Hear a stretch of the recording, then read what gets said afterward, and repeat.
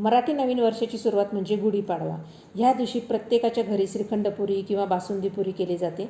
त्यामुळे मी आज तुम्हाला बासुंदी कशी बनवायची याची रेसिपी पाहणार आहोत।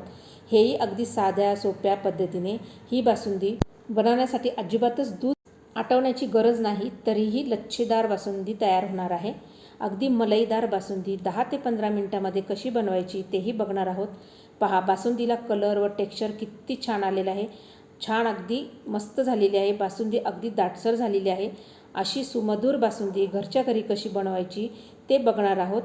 तर अशाच व्हिडिओ नवीन नवीन बघण्यासाठी माझा व्हिडिओ जर तुम्हाला आवडला तर नक्की लाईक करा आणि नवीन असाल तर सबस्क्राईब करायला मात्र विसरू नका आणि आपल्या मित्रपरिवारामध्ये हा व्हिडिओ शेअर करायला मात्र विसरू नका। व अशाच नवनवीन रेसिपी पाहण्यासाठी शेजारील बेल आयकनला जरूर क्लिक करा, म्हणजे येणाऱ्या प्रत्येक व्हिडिओचे नोटिफिकेशन हे तुमच्यापर्यंत पोहोचत राहील। आता इथे मी गॅसवर कढई ठेवलेली आहे व कढईमध्ये अगदी थोडं पाणी घेतलेलं आहे आणि असं पाणी घालून घेतलं ना की मग आपलं दूध जे आहे ना खाली करपत नाही। आणि इथे मी 2 लिटर दूध घेतलेलं आहे। आज मी 2 लिटर दुधाची बासुंदी बनवणार आहे। आणि आता आपल्याला हे 2 लिटर दूध जे आहे हे अगदी फक्त 25% आपल्याला आटवून घ्यायचं आहे आणि जास्त वेळ लागत नाही। जास्तीत जास्त 5 ते 6 मिनिटांमध्ये हे अगदी 25% दूध जे आहे हे आटलं जाणार आहे। पाहू शकता दुधाला उकळी पण यायला सुरुवात झालेली आहे। तर आपल्याला हे आणि जी मलाई जी आजूबाजूला जमा होत आहे ना ती पण आपल्याला मोडून आतमध्ये टाकून घ्यायची आहे, म्हणजे याने काय होतं की आपली जी बासुंदी ना ती अगदी लच्छेदार बनणार आहे। पहा, आणि आता इथे मी एका कपामध्ये थोडंसं गार दूध घेतलेलं आहे आणि त्यामध्ये मी कॉर्नफ्लॉवर घालून घेतलेला आहे। जवळपास 1 चमचा मी कॉर्नफ्लॉवर इथे घातलेला आहे आणि आपल्या इथे 2 लिटर दूध असल्यामुळे मी तर 1 चमचा कॉर्नफ्लॉवर घातलेला आहे। जास्त घालायचं नाही, नाही तर अगदीच खूप घट्ट होऊन जातं हे। बघा आता इथे दूध पण आपलं छान मस्तपैकी 25% तरी रिड्यूस झालेलं आहे। खूप घट्ट अशी बनवणार नाही आहे मी, थोडी पातळ सरस ठेवणार आहे। आता हे जे आपण मिश्रण तयार केलेलं आहे कॉर्नफ्लॉवरचं ते आपल्याला अगदी थोडं थोडं करून ह्या दुधामध्ये घालून घ्यायचं आहे। जसजसं आपण हे दुधात घालणार आहोत तसतसं आपल्या दुधाला दाटसरपणा यायला मदत होईल। त्यामुळेच म्हटलं मी की इथे दूध जास्त आटवायची गरज नाही। आणि हे दूध जे आहे हे म्हशीचं हे मी फुल फॅट घेतलेलं आहे। आमच्या इथं दूध खूप छान मिळतं पहा। आणि इथे गाईचा वापर करायचा नाही, गाईच्या दुधाचा, कारण ते दूध खूप पातळ असतं आणि केलास तरी त्याला आटवायला फार वेळ लागतो। आता मी हे घरीच तयार केलेलं तूप आहे हे मी अगदी थोडंसं पॅनमध्ये घालून घेणार आहे आणि त्यामध्ये काही ड्रायफ्रूट जे कतरण आहे ते देखील यामध्ये टाकून घेणार आहे। आपल्याला अगदी थोडे रोस्ट करून घ्यायचे आहे। असे ड्रायफ्रूट जर रोस्ट केले ना तर ते खाताना खूप छान लागतात। आता हे रोस्ट झाले, हे काढून घेतलेलं आहे आणि इथे माझं 2 लिटर दूध असल्यामुळे इथे मी बरोबर 1 वाटी मी साखर घातलेली आहे। तर ही साखर आपल्याला पॅनमध्ये अशी टाकून घ्यायची आहे। मीडियम गॅसवरच ठेवायचं आहे, जोरात गॅस करायचा नाही, नाहीतर मग आपली ही साखर लगेचच्या लगेच परतली जाईल आणि करपून जाईल। बघा साखरेचा कलर पण किती छान अगदी चेंज होतो आहे। बघा अशी साखर आपली आणि कंटिन्यू आपल्याला हलवत राहायची आहे, म्हणजे ती जळणार नाही। बघा कलर किती सुंदर आलेला आहे।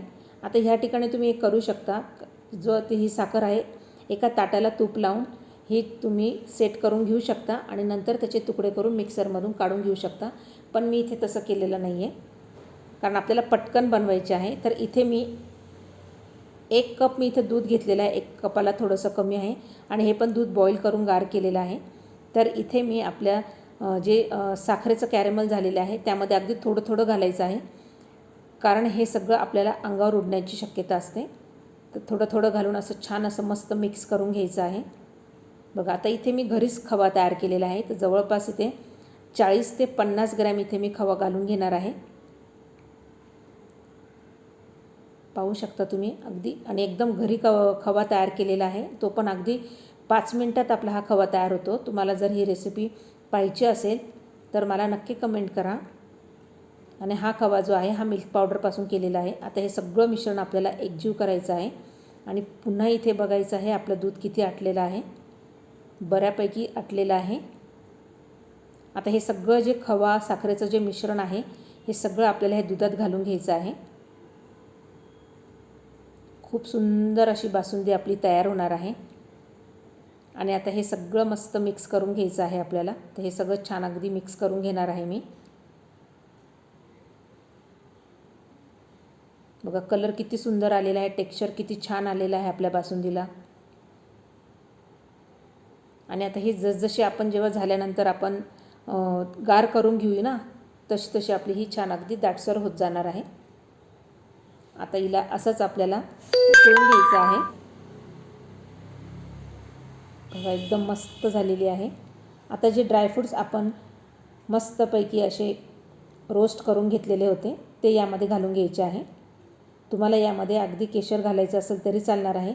तसंही आपल्याला कलरची गरज नाही, पण केशरने काय होतं फ्लेवर खूप छान येतो. तर माझ्याकडे 2-3 काड्या होत्या त्या मी घालून घेतलेल्या होत्या यामध्ये. आणि आता हे सगळे ड्रायफ्रूट्स घालून घेतल्यानंतर मात्र आपल्याला ही छान अगदी शिजवून घ्यायची आहे. आता ही झाली आहे छान, तर मी एका पातेल्यामध्ये काढून मस्त अगदी गार करून घ्यायची आहे आणि मग नंतर आपल्याला फ्रीजमध्ये ठेवायची आहे. दुसऱ्या दिवशी बघा मी ही फ्रीजमध्ये काढून घेतलेली आहे. बघा 7-8 तास तरी आपल्याला ही फ्रीजमध्ये ठेवायची आहे. किती छान अगदी मस्त अगदी लेअर आलेल्या वरती एकदम छान असं मस्त घट्ट अशी साय आलेली आहे, तुम्ही पाहू शकता. आणि थिकनेस पण एकदम मस्त आलेली पाहिजे तशीच. आणि वरती आपल्याला मात्र ही साय अशी घालून घ्यायची आहे. बघा आपली किती सुंदर आणि एकदम मस्त अशी सुमधूर बासुंदी अशी तयार झालेली आहे. आणि याच्यासोबत ज्या पुऱ्या आहेत त्या आपल्याला करून घ्यायच्या आहेत.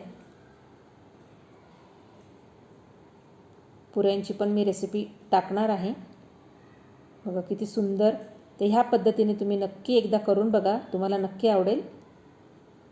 एकदम सुंदर आणि एकदम छान आणि आपल्याला हवं तेवढं गोड पण मस्त झालेलं आहे. म्हणजे प्रमाण अगदी योग्य आहे. पण तुम्हाला जर याच्यापेक्षा जर जास्त गोड हवी असेल तर मात्र तुम्ही याच्यामध्ये अजून साखर घालू शकता. आणि अशी साखर कॅरेमलाइज जर करून टाकली ना तर आहा, खूप सुंदर अशी सुमधूर बासुंदी तयार आहे.